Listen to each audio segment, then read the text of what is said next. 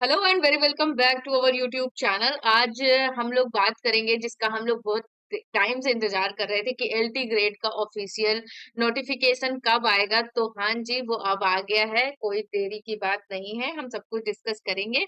और ये बोर्ड है Uttar Pradesh public service commission यानी कि यूपीपीएससी के थ्रू ये आया है। तो नोट डाउन करिए, यूपीपीएससी के थ्रू इसको आउट किया गया है।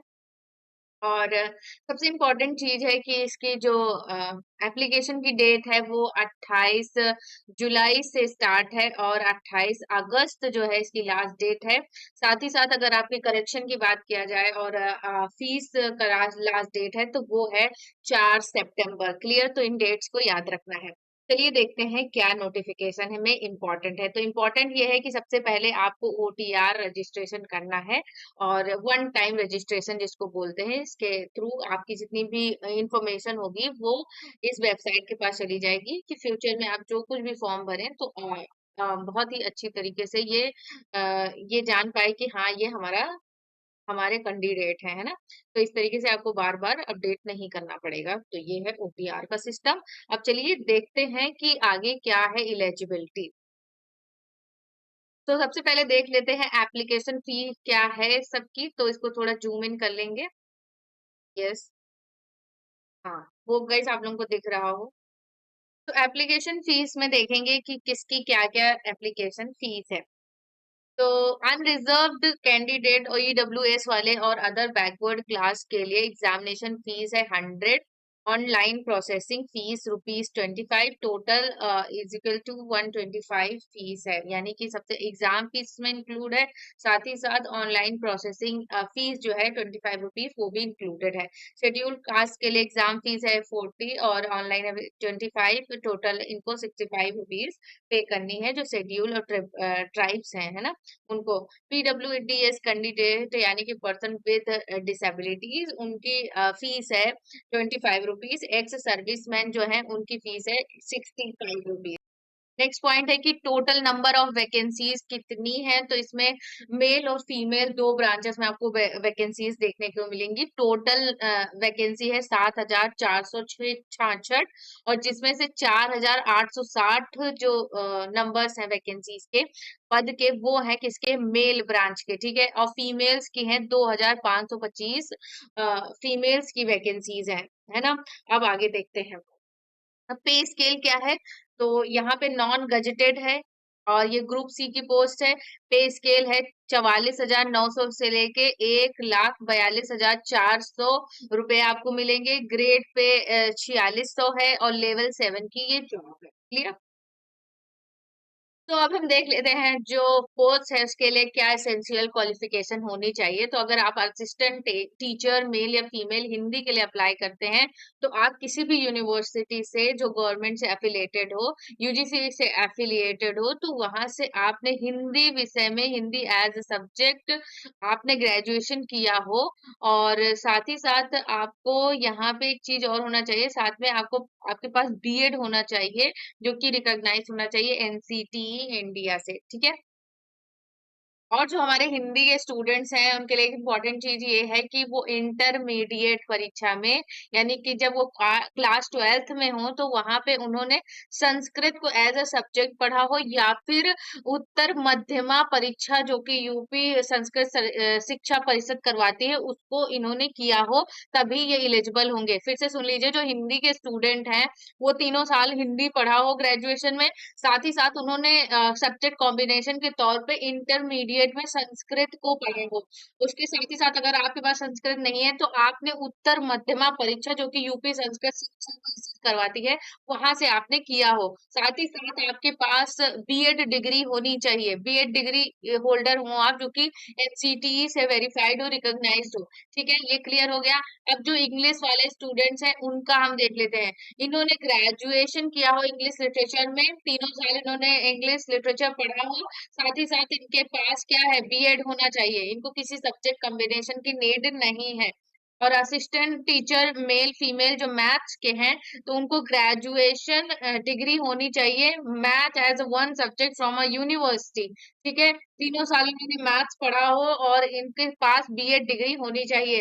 असिस्टेंट टीचर जो साइंस के बनेंगे मेल और फीमेल, तो उनके पास ग्रेजुएशन डिग्री होनी चाहिए किसके साथ, physics and chemistry as a subject, यानी कि इनके ग्रेजुएशन में ये दोनों सब्जेक्ट्स होनी चाहिए। यानी कि लास्ट ईयर में जब दो सब्जेक्ट पढ़ी जाती है तो आपको फिजिक्स एंड केमिस्ट्री आपके में होना ही चाहिए। साथ ही साथ आपके पास बीएड डिग्री होनी चाहिए, बीएड डिग्री होनी चाहिए। उसके बाद असिस्टेंट टीचर जो सोशल साइंस के बनेंगे, उनके पास ग्रेजुएशन डिग्री होनी चाहिए। साथ ही साथ उनके पास ग्रेजुएशन में दो सब्जेक्ट्स होनी चाहिए। कौन सी, इनमें से, इन चारों में से history, geography, political science and economics, इन चारों में से दो सब्जेक्ट्स उनके पास होनी चाहिए। क्लियर। साथ ही साथ उनके पास बीएड डिग्री होनी चाहिए, बीएड डिग्री होनी चाहिए। आप नेक्स्ट देख लेते हैं, जो असिस्टेंट टीचर कंप्यूटर के बनेंगे, उन्होंने बीटेक या बीई किया हो computer science from a university और किसी एस्टेब्लिश यूनिवर्सिटी से, साथ ही साथ या फिर उन्होंने कंप्यूटर साइंस में उन्होंने ग्रेजुएशन कर रखा है, तब भी बीटेक वाले, बीई वाले ये भी भर सकते हैं कंप्यूटर टीचर के लिए। साथ ही साथ जो ग्रेजुएट है कंप्यूटर साइंस में वो भी भर सकते हैं इसमें फॉर्म। ठीक है, आगे देखते हैं, जो कंप्यूटर टीचर्स हैं उनमें जो कंप्यूटर एप्लीकेशन में ग्रेजुएट है वो भी भर सकते हैं form. Graduation degree along with A level course from NIELIT, यहाँ से जिन्होंने किया हुआ है वो भी इसमें फॉर्म भर सकते हैं। और BTech, graduation in computer science, MCA post graduation in computer science, ये सब जो डिग्रीज है इनमें से अगर कोई भी है तो वो कंप्यूटर टीचर के लिए अप्लाई कर सकते हैं, लेकिन शर्त क्या है, उनके पास बीएड डिग्री भी होनी चाहिए। क्लियर। नेक्स्ट है असिस्टेंट टीचर जो उर्दू के बनने वाले हैं, उन्होंने graduation degree Urdu as a subject पढ़ाई किया हो, साथ ही साथ उनके पास क्या हो, बीएड डिग्री हो। नेक्स्ट है असिस्टेंट टीचर जो बायोलॉजी के बनेंगे, तो उनका देखते हैं क्या क्राइटेरिया है, तो उन्होंने ग्रेजुएशन डिग्री ले रखी हो किन सब्जेक्ट्स में, zoology and botany as a subject, यानी कि ग्रेजुएशन में ये दो सब्जेक्ट्स इनके पास जरूर होनी चाहिए, तभी ये बायोलॉजी के टीचर बन पाएंगे। साथ ही साथ इनके पास क्या है, बीएड डिग्री होनी चाहिए। जो असिस्टेंट टीचर संस्कृत के बनेंगे मेल और फीमेल, तो उनके पास graduation degree Sanskrit as a subject होनी चाहिए। ठीक है, संस्कृत को उन्होंने ग्रेजुएशन में पढ़ा हो, साथ ही साथ उनके पास बीएड डिग्री होनी चाहिए। असिस्टेंट टीचर जो आर्ट्स के बने होंगे, आर्ट्स के लिए जो अप्लाई करेंगे उनके लिए क्या है, तो इनके पास ग्रेजुएशन डिग्री में आर्ट एज अ सब्जेक्ट होनी चाहिए तीनों साल, साथ ही साथ इन्होंने बीएड भी किया हो, बीएड कर रखा हो। और एक अदर एलिजिबिलिटी ये है कि ये ग्रेजुएशन हो फाइन आर्ट, फाइन आर्ट यानी कि बीएफए किया हो, बीएफए किया हो, यानी कि bachelors degree in fine arts किया हो, तीनों साल इन्होंने 3 साल की डिग्री, साथ ही साथ इनके पास बीएड होनी चाहिए, यानी कि जो आर्ट्स वाले टीचर हैं या तो वो ग्रेजुएशन में आर्ट तीनों साल पढ़े हो और किया हो, और अगर इसके सिवाय अगर ये एलिजिबिलिटी नहीं है, लेकिन दूसरी एलिजिबिलिटी अगर ये है कि उन्होंने अगर बीएफए किया हो, उसके बाद साथ ही में बीएड भी कर रखा हो, बीएड और बीएफए दो हो उनके पास डिग्री, ये दोनों हो, तो वो आर्ट टीचर के लिए, असिस्टेंट टीचर आर्ट्स के लिए अप्लाई कर सकते हैं। क्लियर।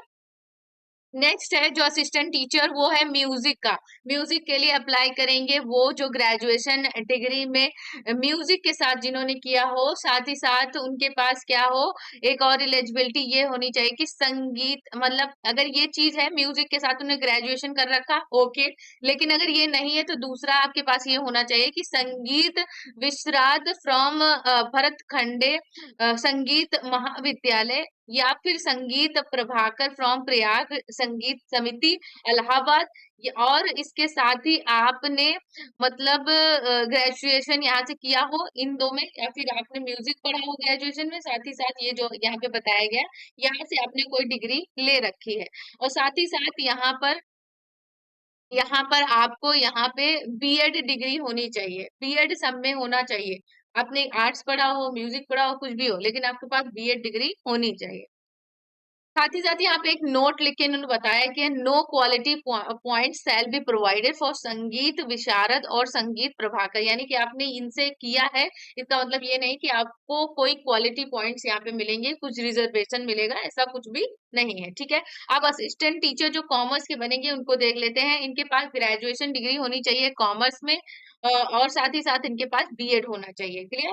असिस्टेंट टीचर जो फिजिकल एजुकेशन के बनेंगे, उन्होंने क्या किया हो, तो ग्रेजुएशन डिग्री ले रखी हो यूनिवर्सिटी से, और साथ ही साथ उन्होंने ग्रेजुएशन डिग्री ले रखी हो किसमें, बीपीएड या फिर बीपीई, बीपीएड या फिर बीपीई की कर रखा हो ग्रेजुएशन में, अ, ये एनसीटीई से। ओके।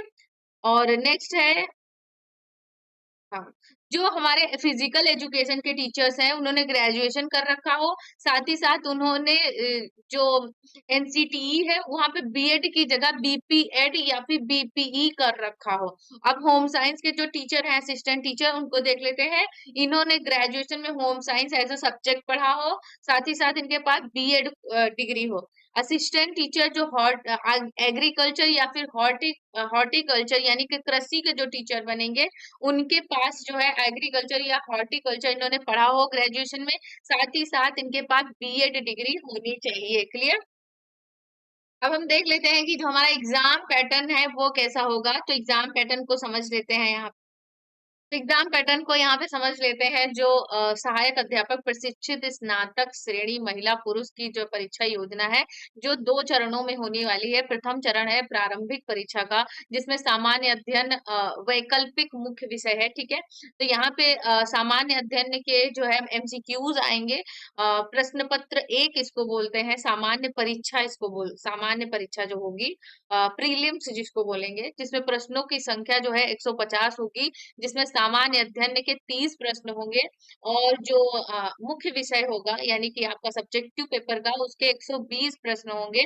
साथ ही साथ कुल समय की बात करें तो यहाँ पे कुल अंक जो है वो 300 नंबर का होगा, यानी कि 150 प्रश्न होंगे इज इक्वल टू 2, तो टोटल 300 नंबर का पेपर होगा। और प्रत्येक प्रश्न जो होगा वो 2 अंक का होगा। अगर समय की बात करें तो आपको 2 घंटे यहाँ पे टाइम मिलने वाला है। ठीक है।